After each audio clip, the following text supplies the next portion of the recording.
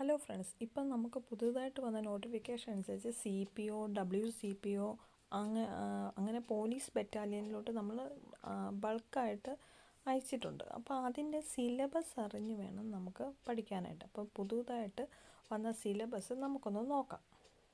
നിങ്ങൾ സിലബസ് നോക്കുമ്പോൾ നിങ്ങൾക്ക് മനസ്സിലാവും, ചരിത്രം, ഭൂമിശാസ്ത്രം, ധനതത്വശാസ്ത്രം, അതായത് എക്കണോമിക്സിലോ 5 മാർക്കും, ഇന്ത്യൻ ഭരണഘടന 8 മാർക്കും, കേരളം ഭരണവും ഭരണ സംവിധാനവും 3 മാർക്ക്, ജീവശാസ്ത്രവും പൊതുജനാരോഗ്യവും 4, ഭൗതികശാസ്ത്രം രസതന്ത്രത്തിന് 3 മാർക്ക് വീതം, കലാ, കായികം, സാഹിത്യം, സംസ്കാരം അങ്ങനെ ഉള്ള ടോപ്പിക്കുകൾ എല്ലാം കൂടെ പഠിച്ചാൽ 4 മാർക്കും, ആനുകാലിക വിഷയങ്ങൾക്ക് 10, മാത്സ് അതായത് ലഘുഗണിതം, മാനസികശേഷി, നിരീക്ഷണ പാഠവും പരിശോധന അതെല്ലാം കൂടി 10 മാർക്ക്, ഇംഗ്ലീഷിന് 10 മാർക്ക്, പ്രാദേശിക ഭാഷകൾ അതായത് മലയാളത്തിന് 10, സ്പെഷ്യൽ ടോപ്പിക്സിന് 20 മാർക്കുണ്ട്.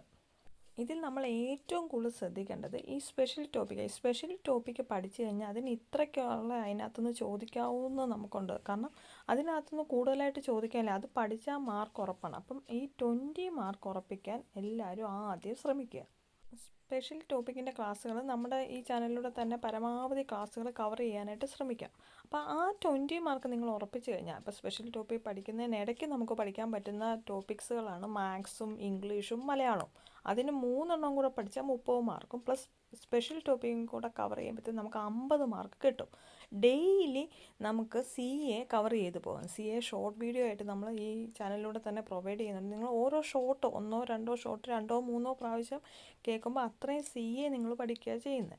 പിന്നെ നമുക്ക് പഠിക്കാനുള്ളത് ആ കലാ, കായിക, സാഹിത്യ, സംസ്കാരവും CAക്കകത്ത് ഉൾക്കൊള്ളിച്ചുകൊണ്ട് നമുക്ക് പഠിക്കാവുന്നുള്ളൂ. പിന്നെ കൂടുതലായിട്ട് കുറച്ച് കായിക മേഖലകളിൽ നിന്ന് കുറച്ച് കൂടുതൽ പഠിക്കാണ്ട്, പിന്നെ ജ്ഞാനപീഠം കിട്ടിയ മലയാളികൾ എന്നുള്ള അങ്ങനെ ജനറലായിട്ടുള്ള കുറച്ച് ടോപ്പിക്ക് കൂടെ കവർ ആകെ 4 മാർക്കേ ഉള്ളൂ. അത്രയും കൂടെയൊക്കെ കവർ ചെയ്യുമ്പോഴത്തേക്ക് നമുക്ക് ഒരുമാതിരി ഒരു 3 ഔട്ട് ഓഫ് 4 ഒക്കെ കിട്ടാൻ സാധ്യതയുണ്ട്. അല്ലെങ്കിൽ വേണ്ട, നമുക്ക് ആനുകാലിക വിഷയങ്ങൾ പഠിക്കുന്നതിനകത്ത് നമ്മൾ വരുന്ന കാര്യങ്ങളാണല്ലോ. അപ്പം നമുക്ക് അത്ര ആനുകാലികം കൂടെ ഇൻക്ലൂഡ് ചെയ്ത് കഴിഞ്ഞ് കഴിഞ്ഞാൽ നമുക്ക് ടോട്ടലായിട്ട് 40 പ്ലസ് 20 കൂടെ കൂടുമ്പോൾ 60 മാർക്ക് കവർ ചെയ്യാൻ സാധിക്കും.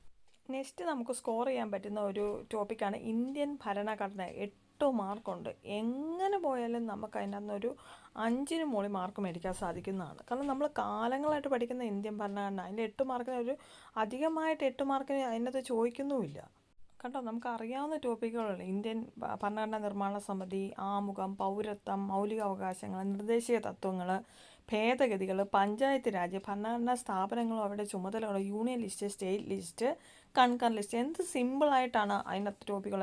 10th മെയ്സിനെ അപേക്ഷിച്ച് നോക്കുമ്പോഴത്തേക്ക് ഇന്ത്യൻ ഭരണഘടന എന്നുള്ള വളരെ സിമ്പിൾ ടോപ്പിക്ക് 8 മാർക്ക് കിട്ടുകയും ചെയ്യും. അതിന് 5 മാർക്കേ ഉള്ളൂ 10th മെയിൻസിനാണെങ്കിൽ. ഇതിന് കണ്ടോ 8 മാർക്ക് നമുക്ക് സ്കോർ ചെയ്യാൻ സാധിക്കും. അതുപോലെ തന്നെ എക്കണോമിക്സ് പഞ്ചവത്സര പദ്ധതിയും പ്ലാനിങ്ങും നീതി ആയോഗവും സാമ്പത്തിക പരിഷ്കരണങ്ങളും ധനകാര്യ സ്ഥാപനങ്ങൾ, കാർഷിക വിളകൾ, ധാതുക്കൾ, ഹരിത വിപ്ലവം.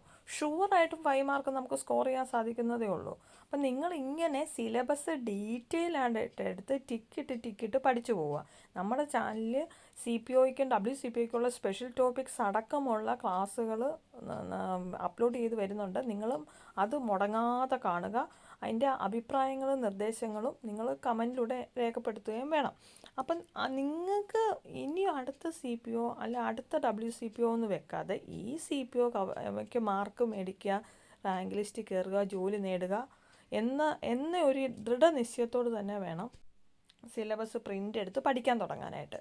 ഓക്കെ, ഇനി നമുക്ക് നോക്കാം എന്തൊക്കെ ഇതിനകത്ത് കൂടുതലായിട്ട് പറയുന്നതെന്ന്.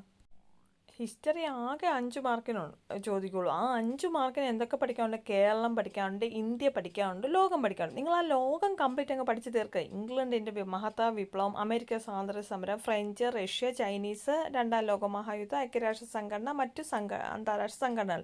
അതിനകത്ത് ഏറ്റവും കൂടുതൽ ഇപ്പോൾ ഇമ്പോർട്ടൻസ് കൊടുക്കുന്ന ഐക്യരാഷ്ട്ര സംഘടനയ്ക്കും മറ്റ് അന്താരാഷ്ട്ര സംഘടനകൾക്കും ഇമ്പോർട്ടൻസ് കൊടുത്ത് അത് ആദ്യം പഠിച്ചിട്ട് ബാക്കി വിപ്ലവങ്ങളോട് പഠിക്കുമ്പോഴത്തേക്ക് അത് ഏകദേശം കവറായി. ഇനി ഇന്ത്യയും കേരളത്തിൻ്റെയും ചരിത്രം നമ്മൾ എപ്പോഴും പഠിക്കുന്നതാണ്. അതിൽ പ്രധാന പോയിൻറ്റ്സ് NCERT ബേസ് ചെയ്ത് നിങ്ങൾ പഠിക്കുക. NCERT ക്ലാസ്സസ് നമ്മൾ ചാനലിനകത്ത് അപ്ലോഡ് ചെയ്തുകൊണ്ടിരിക്കുന്നുണ്ട്. നിങ്ങളൊന്ന് കണ്ടു നോക്കുക. ജോഗ്രഫി നിങ്ങൾക്ക് പഠിക്കാൻ ഒത്തിരി പാടായിട്ട് തോന്നുവാണെങ്കിൽ ഈ 23-24 ചോദിച്ച PYQ ജോഗ്രഫി ഒന്ന് കവർ ചെയ്യാൻ നോക്കാം. മിക്കവാറും അതും അതിൻ്റെ കണക്റ്റഡ് ഫാക്ട്സുമായിട്ടുള്ള ക്വസ്റ്റ്യൻസേ ചോദിക്കുള്ളൂ. നദികളാണെങ്കിലും കാലാവസ്ഥയാണെങ്കിലും ഭൂമിയുടെ സ്ട്രക്ചർ ആണെങ്കിലും എല്ലാം. മാപ്പ്, അതൊക്കെയാണ് അന്തരീക്ഷം, അതൊക്കെയാണ് ഇമ്പോർട്ടൻ്റ്. ആ ഇമ്പോർട്ടൻ്റ് ടോപ്പിക്കുകൾ മാത്രം ഒന്ന് കവർ ചെയ്യാൻ ശ്രമിക്കുക. സയൻസിൽ നമ്മൾ പറഞ്ഞ കെമിസ്ട്രിക്കും ഫിസിക്സിനും കൂടി 3 മാർക്ക് വെച്ച് 6 മാർക്ക്, 4 മാർക്ക് ബയോളജി ടോപ്പിക്സിനാണ്. ബയോളജി ടോപ്പിക്സ് എന്നും പഠിക്കുന്നതാണ്. സാംക്രമിക രോഗങ്ങളും രോഗകാരികളും വൈറ്റമിൻസ്, മനുഷ്യ ശരീരത്തെക്കുറിച്ചുള്ള പൊതു അറിവ്, അതെല്ലാം ഒന്ന് ഓടിച്ച് കവർ ചെയ്യാൻ ശ്രമിക്കുക. മാക്സിമം ക്ലാസ് ഇൻക്ലൂഡ് ചെയ്യാൻ ശ്രമിക്കാം. അപ്പം നിങ്ങൾ ആ സിലബസ് കംപ്ലീറ്റ് പ്രിൻ്റ് എടുത്ത് ആ സിലബസ് നിങ്ങൾക്ക് ഇത്രയൊക്കെ കാര്യങ്ങൾ അറിയാൻ മേലെന്ന് തിരിച്ച് വേണം പഠിക്കാൻ തുടങ്ങാൻ. കല, കായിക, സാഹിത്യം, സംസ്കാരം 4 മാർക്കിനേ ഉള്ളൂ. അപ്പോൾ കൂടുതൽ കറണ്ട് അഫയേഴ്സും പിന്നെ സ്ഥിരമായിട്ട് ചോദിക്കുന്ന അതുമായിട്ട് ബന്ധപ്പെട്ട 23-24 ചോദിച്ച കുറേ ഏറിയ കവർ ചെയ്ത് പോവുക. മാത്സ് ഡെയിലി ചെയ്യുക. 10 മാർക്കുള്ളതല്ലേ, അപ്പം ഡെയിലി മാത്സ് ചെയ്യുക. PYQ ഫോളോ ചെയ്യുക. പിന്നെ യൂട്യൂബേഴ്സിൻ്റെയൊക്കെ മാത്സിൻ്റെ ധാരാളം ക്ലാസ്സുകളുണ്ട്, അതെല്ലാം ഫോളോ ചെയ്യാൻ നിങ്ങൾ ശ്രമിക്കുക.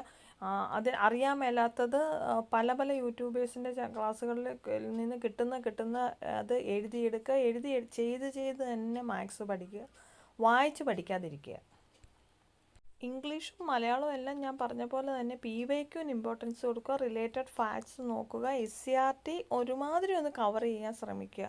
കാരണം നമുക്ക് ഒത്തിരി സമയമൊന്നുമില്ല എല്ലാം പഠിച്ചു പോകാനായിട്ട്.